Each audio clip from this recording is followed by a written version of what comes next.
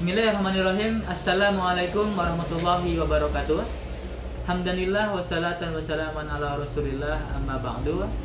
Berjumpa lagi dengan saya Tony Markada pada sesi edukasi hukum kali ini. Ya, sebelumnya saya ingin menyapa terlebih dahulu kepada para penonton setia ASP TV dimanapun Anda berada.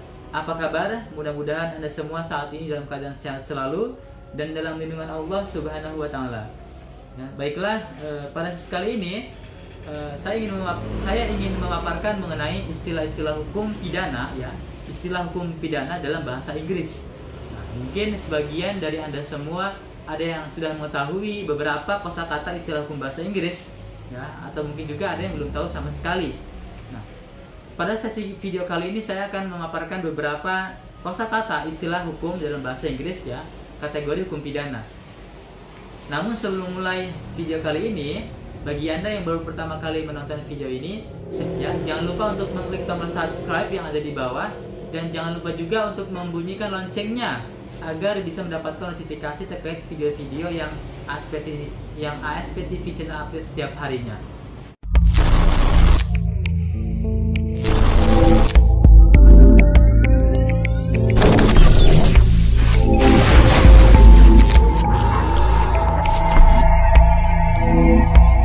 Baiklah sahabat ASP TV dimanapun Anda berada, mudah-mudahan dalam keadaan sehat selalu, ya.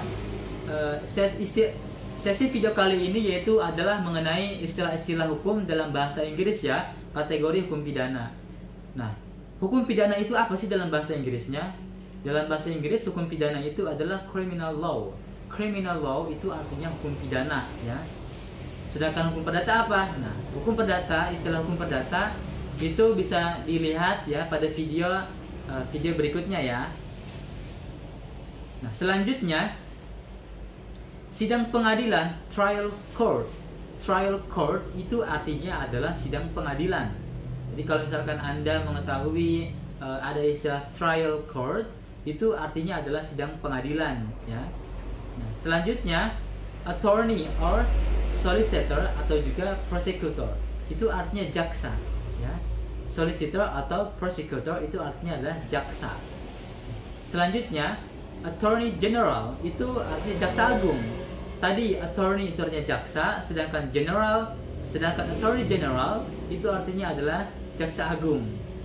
Nah, sedangkan jaksa penuntut umum atau JPU, ya, jaksa penuntut umum itu bahasa Inggrisnya atau istilah hukum bahasa Inggrisnya adalah public prosecutor.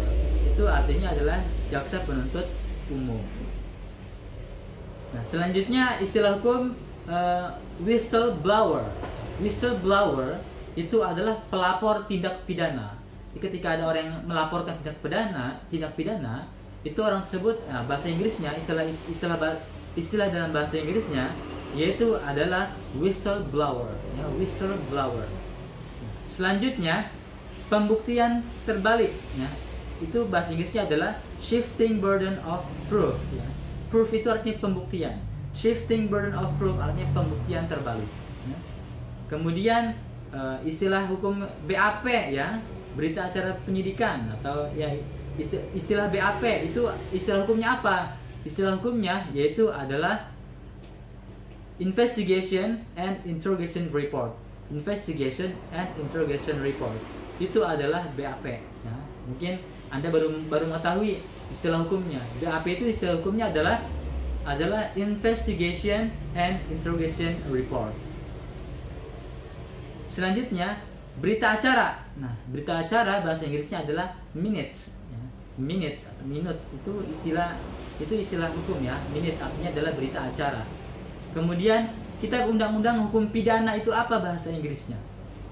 Dalam bahasa Inggris, kitab undang-undang hukum pidana itu adalah Procedure Criminal of Law. Saya ulangin, Procedure Criminal of Law itu adalah kitab undang-undang hukum acara pidana. Itu adalah Procedural Criminal of Law. Nah, sedangkan praduga tak bersalah, ya, yaitu adalah Presumption of Innocence. Sedangkan kalau misalkan tindak pidana ringan itu apa bahasa Inggrisnya? Tindak pidana ringan itu bahasa Inggrisnya adalah minor offenses. Minor offenses itu adalah tindak pidana ringan.